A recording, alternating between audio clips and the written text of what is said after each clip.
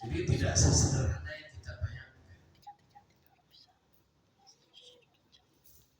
Jadi kenapa Tijani dilarang nyabak-nyabak dengan thariqah lain? Jadi antara syarat dalam thariqah Tijani, ya, orang yang mau baiat harus ditanya apakah sudah punya thariqah atau belum. Kenapa? Syekh Tijani tidak mau terima orang yang masih terikat dengan wali lain. Itu etika. Tahu etika? Ada. Dan kalau ada kiai terima santri yang mana masih ada ikatan dengan pesantren lain, kiai apa namanya? Itu. Walaupun karena misalnya guru yang pertama itu di bawah dia hanya bisa melongo, iya maklum saya di bawah dia, tapi ikhlas tidak gurunya. Ketika gurunya tidak ikhlas, gimana ilmunya? Tidak ada manfaat. Jadi seorang kiai pantang menerima santri murid pesantren lain. Sekolah tidak mau menerima murid yang masih berstatus murid sekolah lain. Betul atau tidak? Ada yang PNS. Jadi kalau ada orang datang ke sekolah, Pak, anak saya tak pindahkan ke sini aja. Oh, dari mana, Pak? Dari sekolah sono. Apa kata kepala sekolahnya? Sampai datang dulu ke kepala sekolah di sana, bilang baik-baik mau pindah dengan alasan yang bisa diterima. Kenapa? Kalau alasannya tidak bisa diterima, kan tidak bisa dipindahin. Selama belum ada surat pelepasan dari sekolah pertama, tidak bisa diterima di sekolah kedua. Jadi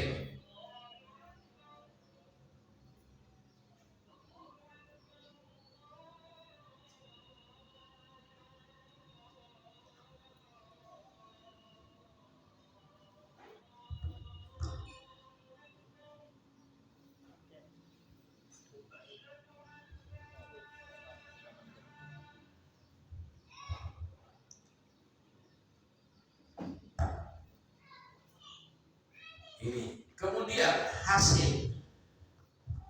Apa hasilnya sekolah? Ijazah. Ada SMP 1, SMP 2 aja yang sekolah.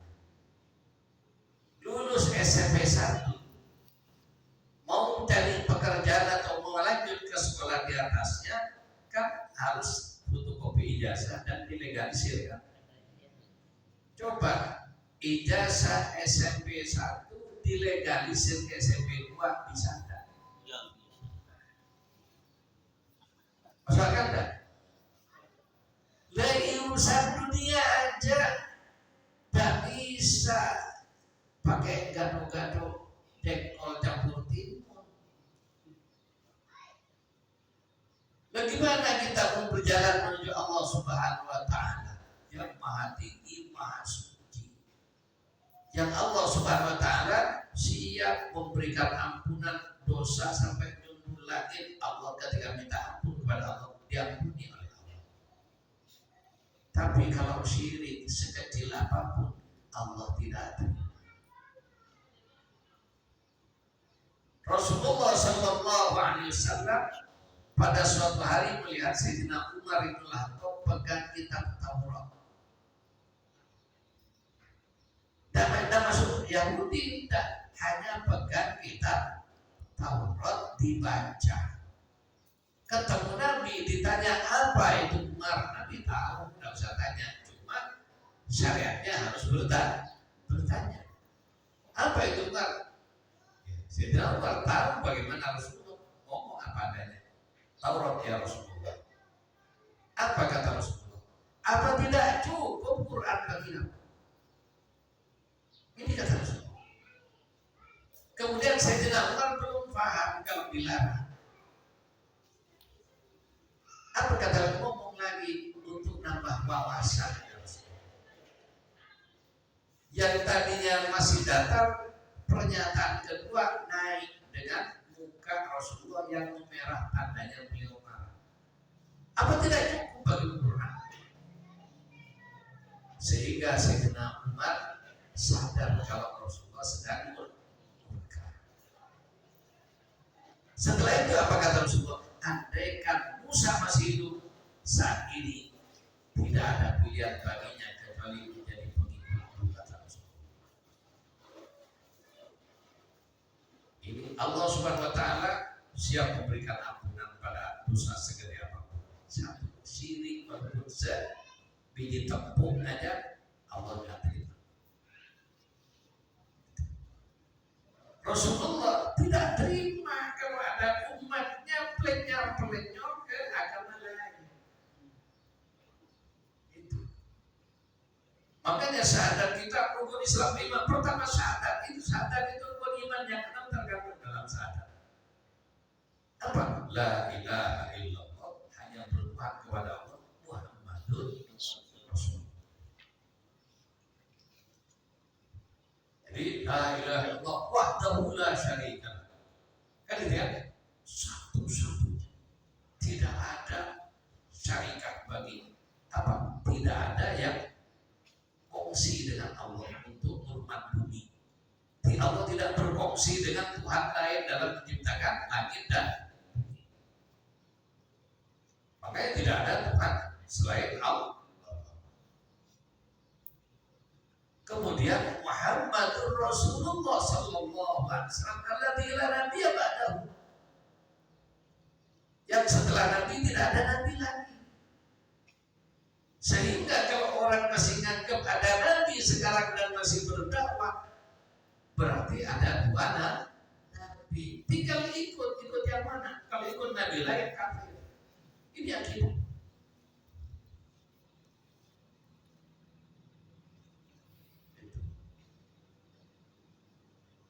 Andaikan Al-Khidir Nabi dulu, setelah beliau pensiun dia kayak Bu Mega sekarang, bukan presiden lagi, kayak SBY sekarang bukan presiden. 17 hari diundang datang ke istana bukan sebagai presiden, sebagai mantan presiden. Tidak bisa saya presiden Indonesia masuk penjara. Kalau perlu ditembak di tempat. Gitu. Yang berikutnya, kalau Al-Khidir itu nabi, berarti membunuh orang itu syariat. Oh, ini orangnya anak ini kalau gede nanti tidak benar ini. Mumpung belum gede, bunuh sekarang.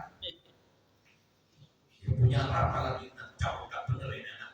Langsung dipelintir kepalanya, mati. Ditangkap sama polisi. Kenapa Pak dibunuh? Anak ini kalau gede tidak benar, jadi preman. Bisa diterima. Lekan Al-Khidir kenapa kok membunuh anak itu? Karena kalau gede anak ini tidak benar.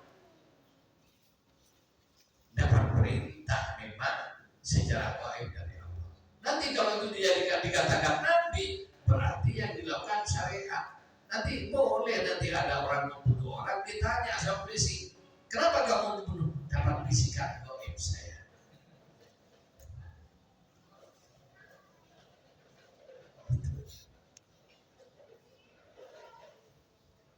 Kemudian setelah itu kan merusak perang kan. Padahal dikasih tumpangan gratis. Kalau Al-Khidir Nabi berarti itu yang dilakukan itu syariat.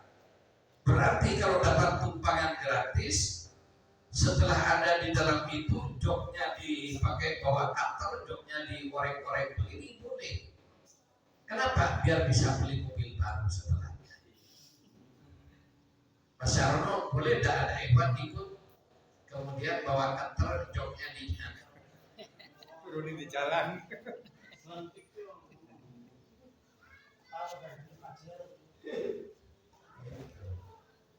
Jadi tidak bisa diterima kayak di samping Rasulullah tidak mau kalau ada nabi lain dan tidak mau disandingkan dengan nabi lain. Buktinya Nabi Musa kurang tinggi apa Nabi Musa? Ulul Azm. Ketika Sayyidina Umar pegang Taurat, Rasulullah turun ke ada yang sini. Kalau pilih Musa itu lagi kalau kembalilah ke tahun Nabi Musa itu karena sekarang sudah tidak berlaku syariat. Kalau zaman sekarang masih nyari-nyari Nabi selain Rasulullah Sallallahu Alaihi Wasallam, di mana Rasulullah itu adalah ashraf, dari kata syarif, mulia, ashraf yang paling mulia, ashraful anbiya, paling mulianya Nabi, ashraful mursalin, paling mulianya para rasul. Lalu kalau kita sudah dikasih ujung pimpinannya, kalau masih yang nyari kelas bawah, apa namanya? Itu. Misalnya kita diangkat jadi sekretaris seorang jenderal. Kata jenderal, kamu hanya jadi sekretaris saya, tidak boleh jadi sekretaris orang lain. Tidak puas ingin nambah penghasilan. Apa? Ada perang butuh sekretaris, jadi sekretarisnya perang. Gimana orang yang mendirikan itu? Demikian juga Thariqah Tijaniyah, yang mana Syekh Ahmad At-Tijani adalah Al-Khatmul Awliya Al-Muhammadi, yang secara khusus mendiri kita tauhid hanya kepada Allah kita berdoa. Raditu billahi rabban wa bil islami dinan wa bi sayyidina Muhammadin nabiyyan la ilaha illallah Muhammadur Rasulullah. Dalam masalah kewaliannya Rasulullah yang tunjuk. Jadi saya ditunjuk sebagai Al-Khatmul Awliya Al-Muhammadi. Jadi saya menyatakan akhbarani Rasulullah. Rasulullah kasih tahu saya bi'anni al-qutbul maktub yang dhatan wa musyafahatan. Kabarnya saya langsung menerima dari Nabi berhadap-hadapan dalam kondisi salam. Kalau wali yang lain banyak pangkatnya diterima dari gurunya. Jadi guru yang sebelumnya melatih dia sebagai wali guru.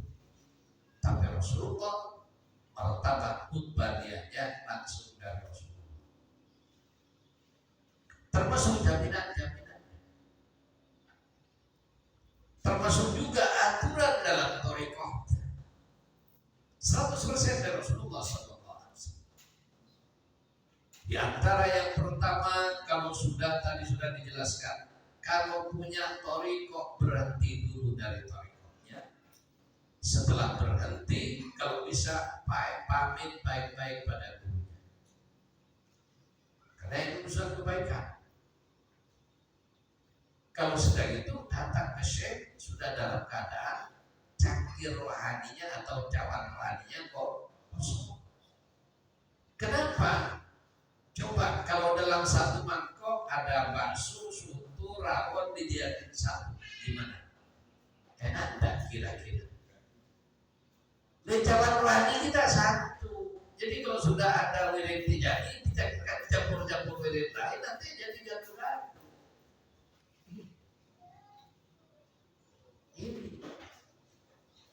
Ini yang pertama permasalahannya.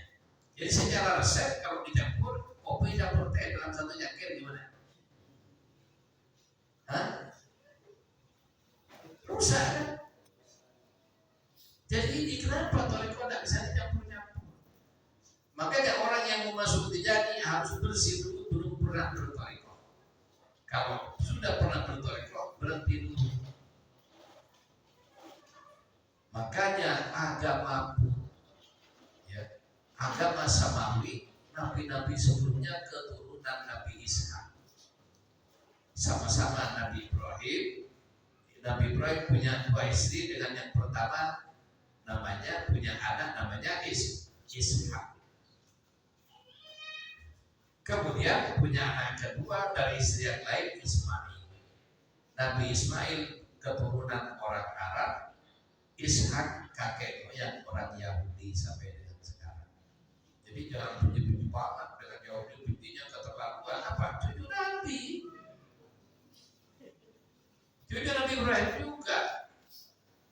Arab juga Nabi Ibrahim juga dari Nabi Ismail alaihissalam. Itu. Apa yang kita benci kelakuannya, kalau nggak benar benci pada kelakuannya aja. Personalnya ya Allah yang bikin untuk kita jadi orang sini. Jadi kalau kita lahir di Israel kita jadi orang Yahudi, kejam juga kita. Ini mereka rahmatullah. Jadi kita kenabian.